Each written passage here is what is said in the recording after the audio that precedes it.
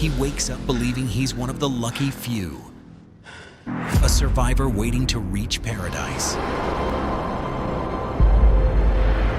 But paradise was the lie. And when the truth is revealed, his world shatters. You want to go to the island. He isn't chosen, he's owned. To go to the island. A perfect body grown to be butchered. Livestock in a luxury slaughterhouse, waiting to die for the wealthy soul who bought him. Being a sci-fi fan in 2005 meant watching studios take genuinely horrifying concepts and drown them in explosions. The genre works best when it forces you to confront uncomfortable questions about humanity, ethics, and what makes someone a person. But Hollywood keeps hiring action directors for philosophical material, bearing meaningful ideas under car chases and fireballs. The Island had everything.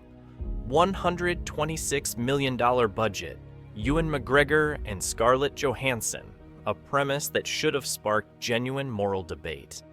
Instead, Michael Bay turned organ harvesting horror into a glossy chase movie that made $162 million worldwide while losing tens of millions for DreamWorks.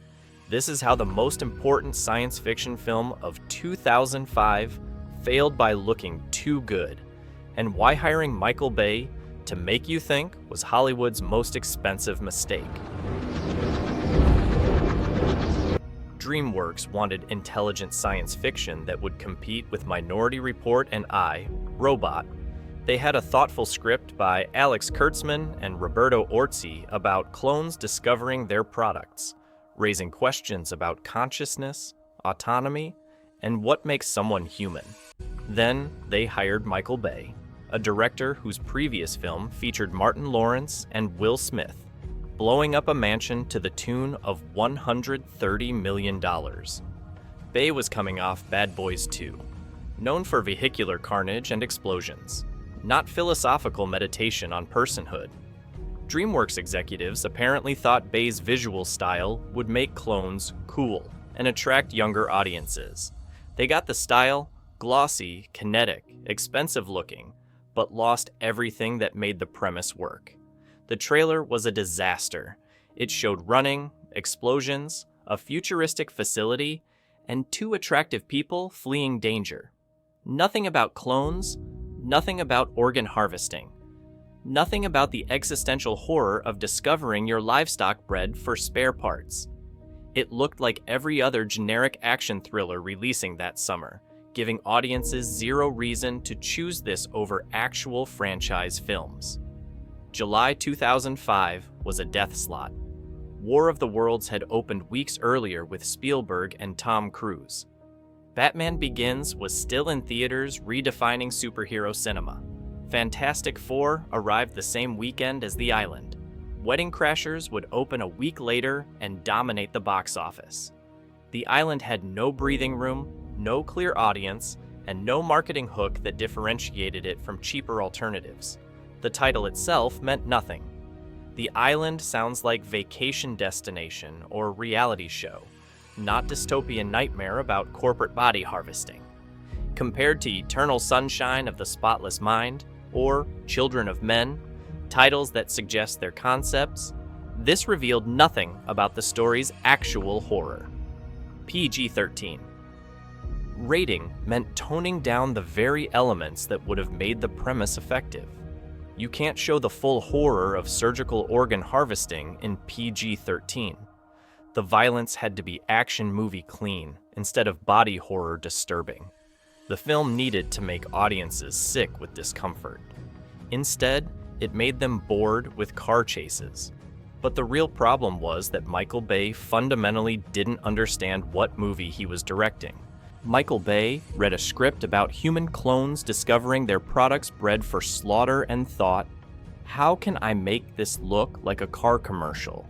The sterile facility where clones live should feel like a prison disguised as paradise. Clinical, oppressive, subtly wrong. Bay shot it like an Apple Store showroom. Everything gleaming white, perfectly lit, aesthetically pleasing in ways that completely undermined the horror. The production design was gorgeous, which was exactly the problem. Dystopia shouldn't look aspirational. Ewan McGregor's Lincoln 6. Echo starts questioning his reality, experiencing genuine existential crisis as he realizes everything he's been told is a lie. These moments needed quiet, uncomfortable space to breathe. Bay interrupted them with action beats, quick cuts, and his signature, heroic slow-motion running shots that made philosophy look like Nike advertising. Scarlett Johansson's Jordan 2. Delta discovers her body isn't hers. She's been grown to provide organs for a wealthy woman who owns her genetically. This is body horror about autonomy, consent, and being treated as property. Bay filmed Johansson in skin-tight white outfits, camera lingering on her body, in ways that accidentally reinforce the exploitation the film was supposed to critique. Steve Buscemi appears as a facility technician who explains the truth to Lincoln in one beautiful, quiet scene. Buscemi brings genuine pathos, making you feel the tragedy of clones who will never live real lives. Then, he vanishes from the movie because Bay doesn't care about character development when there are helicopters to explode. Sean Bean plays Merrick, the corporate scientist harvesting humans for profit. Bean could have made this a terrifying meditation on capitalism, reducing people to commodities. Instead, he's just a guy in a suit explaining the plot before getting killed off predictably. No development, no complexity, just villain checkbox ticked so we can return to explosions. Bay's strength is spectacle, and there's plenty here. The problem is this story needed horror, not awe. Ewan McGregor took the island hoping for serious science fiction after spending years trapped in Star Wars prequels. His Lincoln 6 Echo starts the film childlike and innocent. Clones are kept emotionally stunted, never educated beyond basic function, then gradually awakens to the horror of his existence. McGregor actually delivers a compelling performance. Watch his face when he discovers what going to the island really means, when he realizes his entire life has been a comfortable lie leading to an operating table. He's playing someone discovering personhood while learning he's not considered a person. That's devastating material. Bay keeps interrupting these moments so McGregor can run from fireballs instead. The film gives McGregor a dual role. He plays both the clone Lincoln 6 Echo and his sponsor Tom Lincoln, the wealthy man who bought him. The sponsor scenes should illuminate uncomfortable questions about privilege and exploitation. Instead, they're rushed exposition dumps between action sequences. Bay wastes the opportunity to explore how someone rationalizes owning another human being who has their face. Scarlett Johansson's Jordan 2. Delta represents an even darker horror. She's told she's pregnant and celebrating this miracle, only to discover it's her sponsor who's pregnant. Jordan's body is responding to hormones from the woman who owns her genetically. The violation of learning your body isn't yours, that your experiences aren't yours, deserved better than being a plot point between car chases. McGregor and Johansson have genuine chemistry. Their relationship develops naturally. Two people discovering emotions and connection for the first time. But the film treats their romance as obligatory rather than central, giving more screen time to falling freeway debris than to two people learning what it means to be human. Steve Buscemi disappears after his one meaningful scene. Jimin Hyun-soo plays a mercenary hunting the clones and gets maybe 3 lines of dialogue. Michael Clark Duncan appears briefly, does nothing, vanishes. The entire supporting cast is wasted because Bay doesn't trust character moments to hold attention when he could be destroying cars instead. This cast could have anchored a devastating psychological thriller about consciousness, autonomy, and corporate evil. Instead, they're running through Michael Bay's greatest hits compilation while trying to squeeze actual performances between explosions. Michael Bay spent $126 million like he was making Transformers practice footage. Real cars destroyed in elaborate freeway chase. Genuine falling wheel assemblies on closed highways creating actual danger. Helicopter pursuits, train station fights, highway pileups, every cent visible on screen. None of it serving the story's message. The facility was built practically with massive sterile sets that actually looked expensive and impressive. The problem? They looked too good. The dystopian clone factory resembled a luxury spa, undermining the horror through sheer production design competence. Then there's the product placement. And here's where it gets accidentally brilliant in the worst way. The film is about humans as products, so it's drowning in corporate logos. MSN Search, Xbox, Cadillac, speeder rake boots.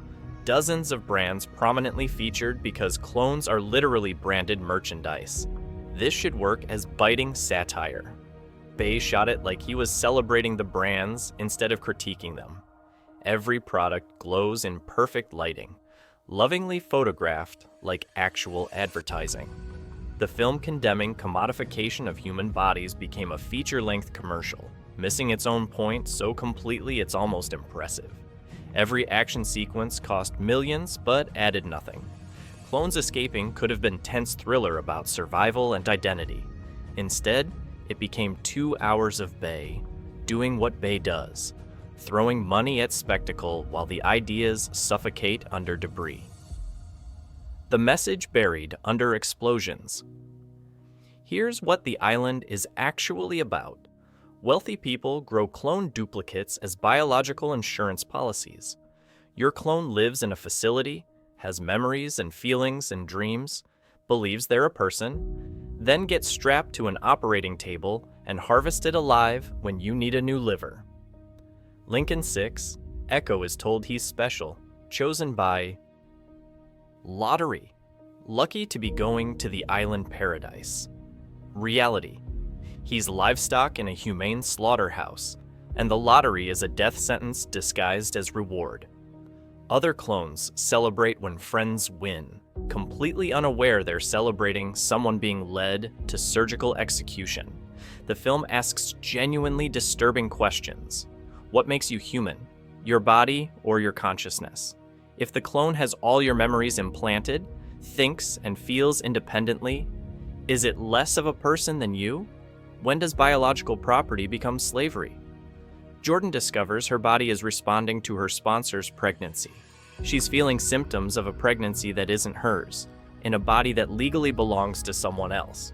The violation goes beyond physical. She doesn't own her own experiences, her own sensations, her own biological responses. This is body horror meets corporate dystopia. Your clone might develop personality, fall in love, want to live, but you paid for it so you can kill it guilt-free when you need parts. The ethical nightmare deserved a film that would make audiences squirm with discomfort. Michael Bay made it look like exciting adventure where beautiful people run from danger. Every meaningful question got answered with explosions instead of examination. The box office versus the budget.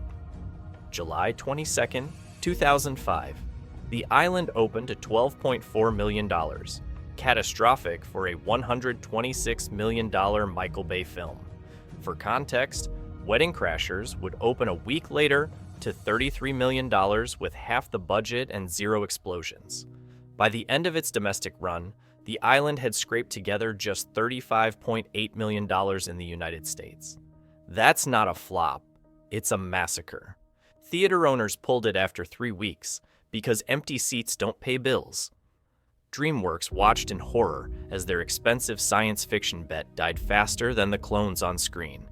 International audiences saved it from complete disaster. The film made $127 million overseas, bringing worldwide total to $162 million. That sounds almost respectable until you understand Hollywood math. Studios need roughly 2.5 times production budget to break even after marketing and distribution costs. The Island needed $315 million. It made half that. Roger Ebert gave it 2.5 stars, writing, "It's a good premise, but the movie chases it for 2 hours with kinetic energy instead of thought."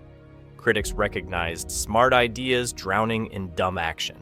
Audiences stayed away because the marketing promised generic thriller they'd already seen better versions of that same summer. DreamWorks lost tens of millions and learned expensive lesson. Michael Bay sells when making Michael Bay movies, not when pretending to make thoughtful science fiction. It ended the studio's blockbuster ambitions and became Bay's lowest grossing film. Why this matters? The Island asked who owns your body when science can duplicate it, and we're living in the answer. Gene editing, lab-grown organs, artificial wombs, the technology making clones unnecessary while the ethics remain unresolved. Rich people already access healthcare poor people can't afford. The jump to designer organs grown from your own cells isn't science fiction anymore. Just expensive and waiting for regulation to catch up. Bay accidentally made exploitation look appealing through gorgeous cinematography and exciting action. We needed horror movie about bodies as commodities. We got spectacle that made organ harvesting seem like backdrop for car chases. Did you see this in theaters or discover it later? Would you clone yourself for organ insurance if you could afford it? Drop your answer in comments, because that future's closer than Michael Bay's explosions suggested.